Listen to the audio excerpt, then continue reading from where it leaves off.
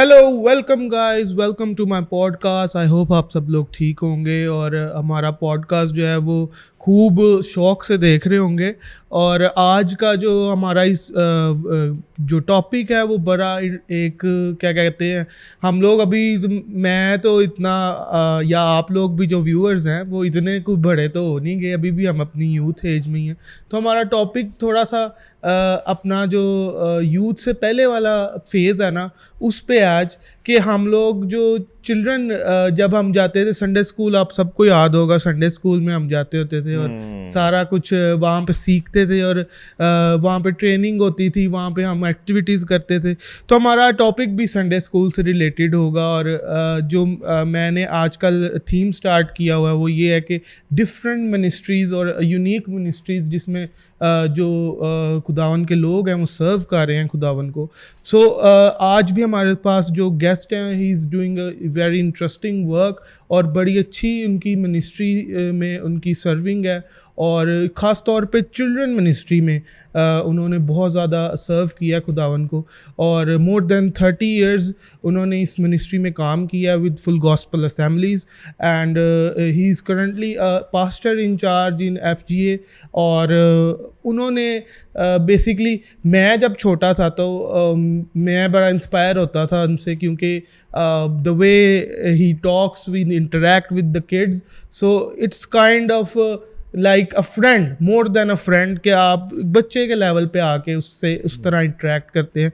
And he have served in many other क्या कहते हैं मिनिस्ट्री के साथ उन्होंने कोलैबोरेट करके भी काम किया है, जिसमें आउटरीच किया है, पाकिस्तान से बाहर भी उन्होंने आउटरीच प्रोग्राम्स किए हैं। So let me introduce to you our guest pastor Philip Khushi. कैसे हैं आप? खुदा का शुक्र है, मैं ठीक हूँ उसकी मेहरबानी से। और पास्टर साहब क्या चल रहा है आजकल लाइफ में?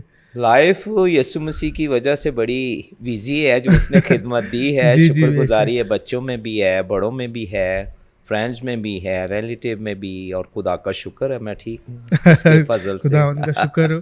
और पास्टर साहब के अभी आप जो मिनिस्ट्रियल वर्क कर रहे हैं, तो कैन यू एक्सप्लेन कि अभी करंटली अभी आपका थोड़ा सा शिफ्ट हो गया चिल्ड्रन से। जी। तो अभी क्या डिफरेंसेस आए हैं? अभी आपने 30 इयर्स काम किया। हाँ, उसमें ये है, मैं बताना चाहता हूँ कि बेशक ये अब मैं बड़ों में टोटल हूँ, लेकिन मुझे वो ऐसे ही अपने आप को मैंने सेट किया हुआ है, चूँकि 32 इयर्स मैंने संडे स्कूल में काम किया है। 83 जब मैंने 83 में निजात पाई है यीशु मसीह की वजह से, उसके करम से। और खुदा की खादमा सिस्टर एलिस जो कनाडा से थी, वो मेरी रूहानी माँ है। वो मैसेज दिया था FGA ये ग्राउंड में, तो मैं उस वक्त यूथ में था, 18-19 साल का। तो मैंने कबूल किया, उसी दिन बपतिस्मा लिया, फिर खुदावंद की मेहरबानी मुझ पर हो गई। ये तो बड़ी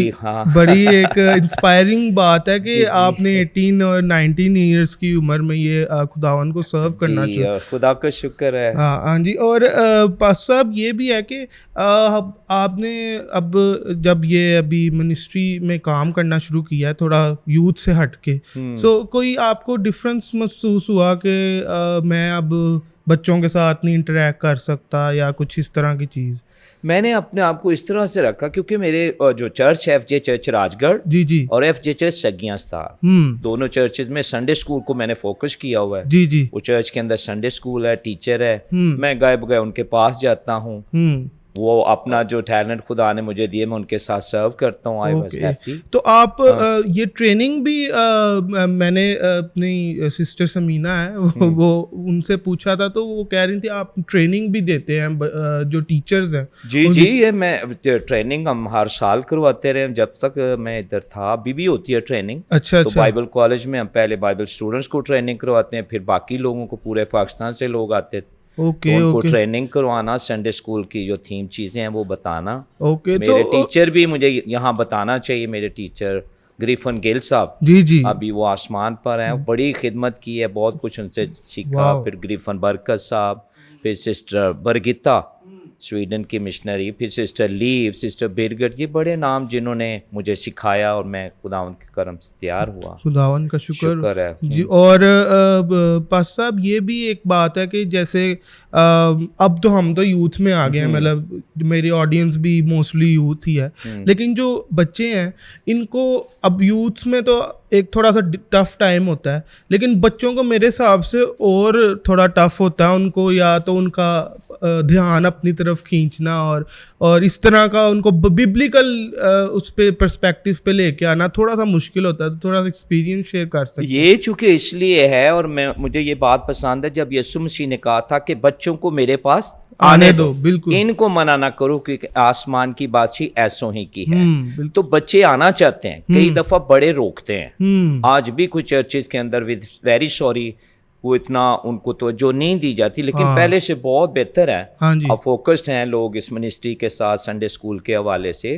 तो बच्चों को जब आप बच्चों के लेवल पे जो आपने शुरू में बात की है, उस तरह उनको टाइम देंगे, उनके लिए ज़रूरी होगा, तो वो आते हैं यीशु की बात सुनने के लिए, बाइबल की तरफ ट्रैक करते हैं, और ऐसा होना ज़रूरी है। और जब आप बचपन में कर देंगे ना, यूथ में आके इजी हो जाता है। बिल्कुल, जब उनको हम बचपन से इनकलकेट करेंगे उनके माइंड में कि सही रास्ते पे, उनको पहले ही बताएंगे सही क्या है गलत क्या है। हाँ, सही और गलत की तमीज उन्हें बतानी बिल्कुल है, ये तो ये बाद में जाके यूथ एज में उनको इतना आइडिया रहेगा कि मतलब सही गलत का क्या है। लेकिन जो कुछ बच्चे जिन्होंने या संडे स्कूल नहीं एक्सपीरियंस किया या उन्होंने कभी गए नहीं, तो उनको कैसे टैकल कर सकते हैं हम? उनके लिए अब ये ज़रूरी होगा कि अगर नौजवान ख़ास तौर पर जो संडे स्कूल में ऑलरेडी ट्रेंड है या यूथ में काम कर रहा है, वो उनके लिए कोई ऐसी एक्टिविटीज़ बनाए, उनके साथ फ्रेंडशिप बनाए। अगर वो चर्च के बाहर ना, तो थोड़ा चर्च के बाहर उन्हें मिले। हाँ जी। तो कुछ ट्रक्स ऐसी एक्टिविटीज उन्हें दे, प्रोग्राम दे। अब भी मैं कई नौजवान जो चर्च के बाहर हैं, हाँ जी, उनके साथ ओपन मीटिंग कर लेता हूँ, जाता हूँ किसी वो टेबल। तो ये भी एज पार्ट ऑफ मिनिस्ट्री का हिस्सा है, मिनिस्ट्री का हिस्सा है। बल्कि ये फ्रेंडशिप के साथ जीतना एक बहुत जरूरी अमल है। जो चर्च बिल्कुल नहीं आना चाहते, उनको किसी पार्क में मिल लें, किसी स्पॉट पे मिलें, बातचीत करें, 1-to-1 करें, कॉफी शॉप है, टी शॉप है, वहां पे जाएं और उनको कहें भाई, तो ये डायरेक्ट सुना देंगे ना बाइबल, वो थोड़ा उनको चुभती है। थोड़ी फ्रेंडली माहौल में लाएं उनको। तो मुझे ये पसंद है। मैंने तो हमेशा अपने स्टूडेंट्स के साथ दोस्ताना माहौल, संडे स्कूल के साथ दोस्ताना माहौल, बड़ों के साथ भी फ्रेंडशिप। तो फ्रेंडशिप एक ताकत है। ये बहुत इंस्पायरिंग वर्ड है कि friendship is a power. Yes, power. और ये एक एज भी है, क्योंकि बाइबल में तो स्ट्रेट फॉरवर्ड लिखा है, और कुछ बाकी लोगों को ये बाइबल चुभती है। जो एकदम चुभती है, उनको लगता है कि यार ये पादरी साहब बाइबल की बात ही, ये नौजवान बाइबल ही सुनाते रहते हैं। बिल्कुल, तो बाइबल का एक वे ये है, यीशु मसीह ने कहा मैंने तुम्हें दोस्त कहा है। तो दोस्त जो होता है ना, 1-to-1 होता है। बिल्कुल, पूरी दिल की बात सुनी जाती है, सुनाई जाती है जी। तो कई ऐसे हैं, चूंकि अभी कुछ पास्टर्स के पास भी वो टाइम नहीं होता, इसमें टाइम देना पड़ता है। बिल्कुल। और दोस्त नौजवान टाइम चाहते हैं, और ये नौजवान भी टाइम चाहते हैं, और बच्चे तो खास तौर पे बहुत टाइम मांगते हैं, मतलब इस चीज़ के लिए, क्योंकि उनका अटेंशन स्पैम कम होता है। वो 15 से 20 मिनट तो मुश्किल से बैठ भी नहीं सकते बच्चे। लेकिन अगर आप उनका फ्रेंडली वे में उनसे करेंगे, तो वो तो आपके साथ घंटे डेढ़ गुजारने के लिए भी वो रेडी होते हैं। ये आपके टाइम की बात है, जितना आप दें वो रहेंगे आपके साथ। मैंने इसको लाइफ में बड़े एक्सपीरियंस किए।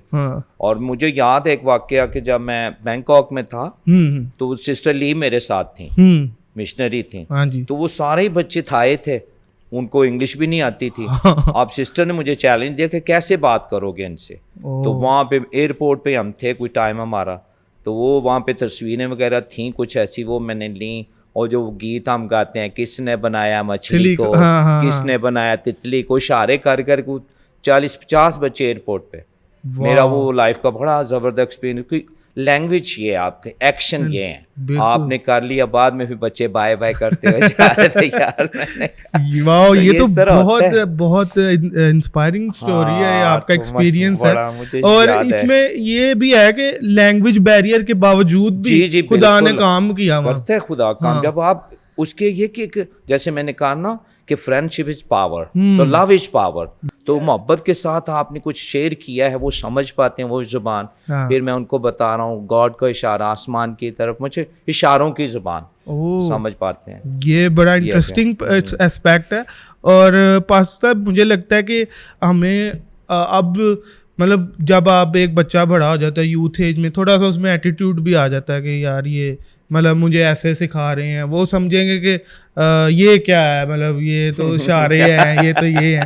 तो उनके लिए भी कोई मेथड है इस तरह के, वो खुदा के रास्ते पे या उसके पर्सपेक्टिव में आके देखें कि क्या? उसके लिए ये होता है साहब कि ना, जब आप उनको मौका देते हैं, उसके लिए टाइम, जैसे मैंने कहा, फिर उनके जो अंदर है वो निकालना, उनकी एबिलिटी क्या है, उनके अंदर टैलेंट क्या है, वो चेक करना, उसका थॉट लेना। इसको पर्सनैलिटी स्टडी कहते हैं कि पर्सनैलिटी को आप चेक करें कि उसका थॉट क्या है, उसका विजन क्या है, उसका मूड क्या है। ओके। जब आप ये चेक कर लेते हैं, फिर उसके मुताबिक उसके आगे कुछ कर दें, तो वो तैयार हो जाएगा। तो ये मतलब पूरा एक प्रोग्राम, पूरा पैकेज, प्रोग्राम भी है, मतलब कि इसका स्टेप्स हैं, मेथड्स स्टेप्स हैं। बिल्कुल इस तरह नहीं होता एकदम ही आप उसे ये दे दें। आप चेक करें यार इसके अंदर इतना करने की है, तो उसे उतना सा दे दो यार प्लीज।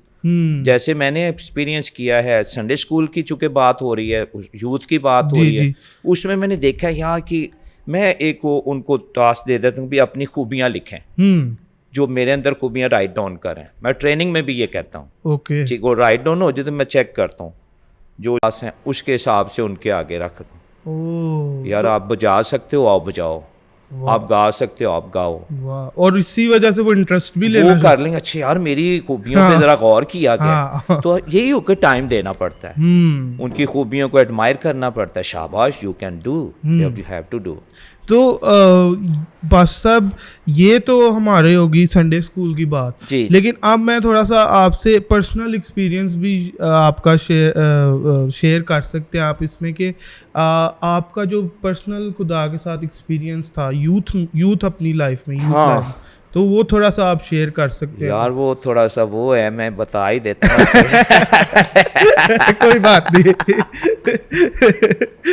वो यही है कि मैं चूँकि अपने ना भाइयों में बड़ा हूँ, हम 6 बहन भाई हैं। जी जी। तो मेरी बड़ी बाजी और मैं, हम बड़े, बाकी छोटे हैं। ठीक है।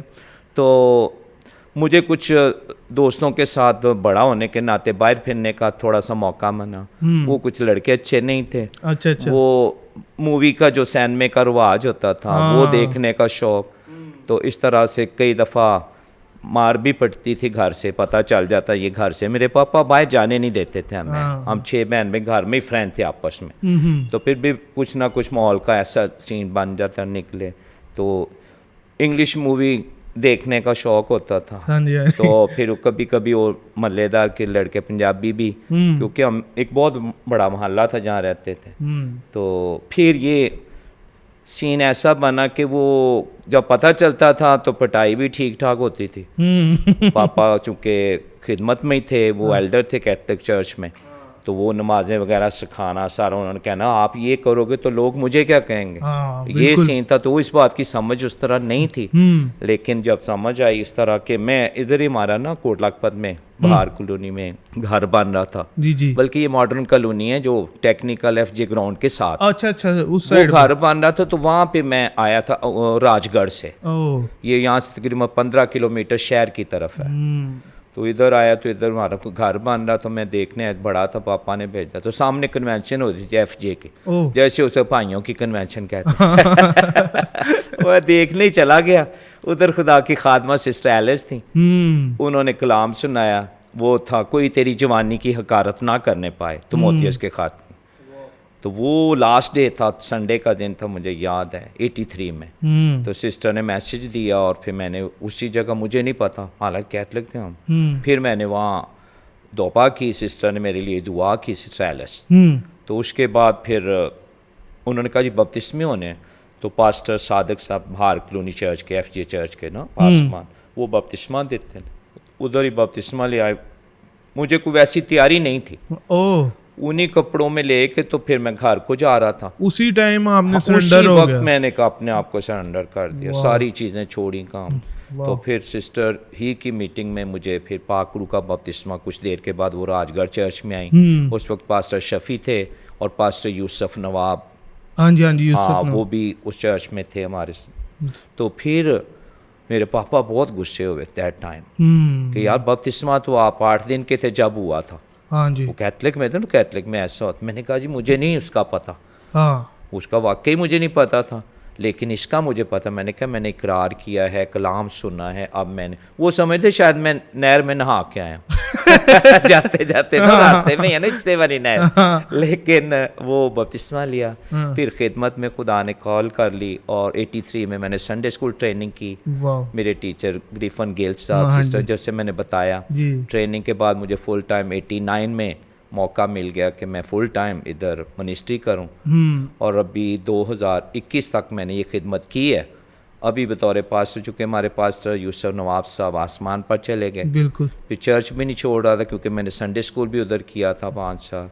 फिर इतने साल चर्च में था तो उन्होंने कहा जी आप इधर खिदमत करेंगे। फिर पाक रूह से रहने वाली 2-3 महीने इसी काम में लग गए। तो अभी मैं बतौर पास्टर इंचार्ज चर्च में खिदमत करता हूँ। बिल्कुल। और ये पास्टर साहब आपका जो एक्सपीरियंस है, इससे मैं जो हमारा ऑडियंस है उनको ये इंस्पायर करना चाहता हूँ कि कोई पैदा ही नहीं हो जाता। नहीं बिल्कुल सही। हाँ कोई पैदा ही नहीं हो जाता कि ये तो बंदा खुदा के रास्ते भी चल रहा है और ये बंदे ने तो पैदा होते साथ ही ये तो नहीं, ऐसा है नहीं। बहुत अप डाउन आता रहता है, बहुत कुछ है। और फिर हमें कोई गाइड करने वाला होता है और लाइन पे लाने वाला होता है। तो खुदा के खादमों ने सर्व किया मेरी लाइफ में। और खुदावन तो ये भी कहता है ना कि जो जवानी के आम में मेरे पास आ रहे या वो मुबारक है। ये तो बड़ी बात है। हाँ, क्योंकि यूथ एज में जो यूथ में बहुत जरूरी है। जबर कई बच्चों, सिस्टर बरगिता की बात बता दूं, वो बता रही कि 7 साल और 6 साल की उम्र में वो खुदावन के पास आई। वाह। उस वक्त से फिर इतने साल उन्होंने खिदमत की है, सर्व किया है। तो ये खुदा का एक बुलावा भी होता है।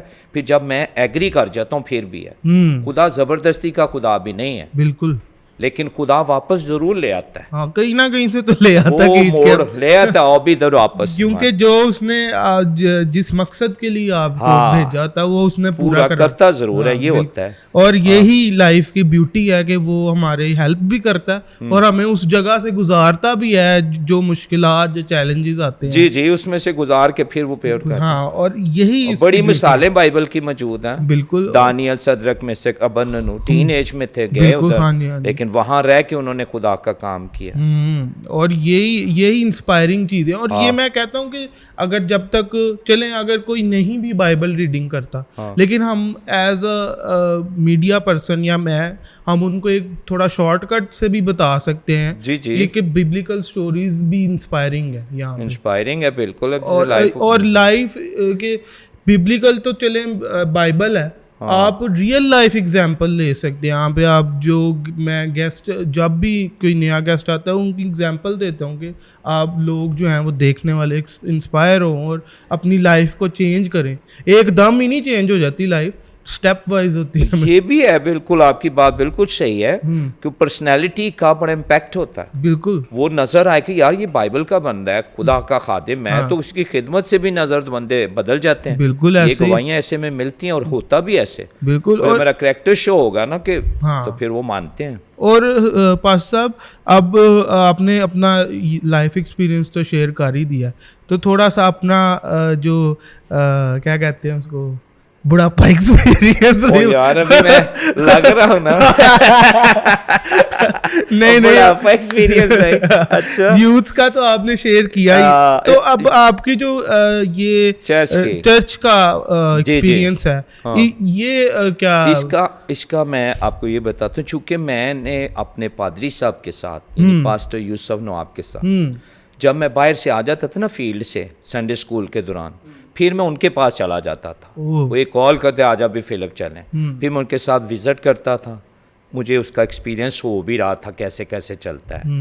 तो वो उनकी जो बातें मैंने सीखी हुई हैं आज, वो मेरे काम भी आ रही हैं। और इसकी वजह से खुदा की शुक्रगुजारी है कि ये चर्च का जो काम है वो बेहतर चल रहा है। बिल्कुल। दोनों चर्चेज में एक दो संडे स्कूल का काम बढ़ रहा है, यूथ का काम भी चल रहा है। यूथ पास्टर हमारे पास हैं, वो खिदमत में हैं। तो इस तरह से यूथ का काम भी नहीं छोड़ा, संडे स्कूल का भी नहीं छोड़ा, क्योंकि ये चर्च का हिस्सा है, चर्च की ब्यूटी है। जी बिल्कुल। और यूथ जो है ये जैसे कहते हैं ना रीढ़ की हड्डी, हाँ जी, ये वाकई है।